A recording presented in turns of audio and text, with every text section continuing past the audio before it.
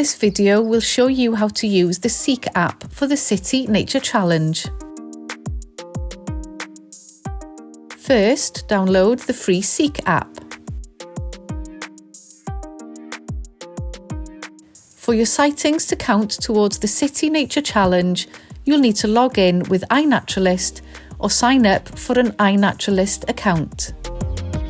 In iNaturalist, search for and join the City Nature Challenge project for your area.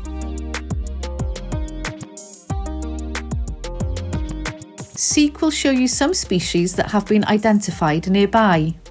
To make an observation of your own, click on the camera, find something wild, and point your camera at the species, moving it around until you get as many green dots as possible.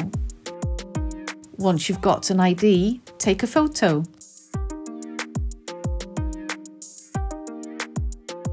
You can see lots of information about your species.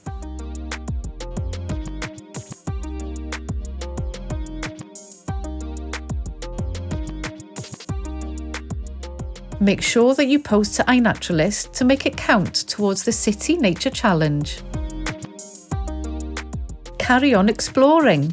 How many different species can you find?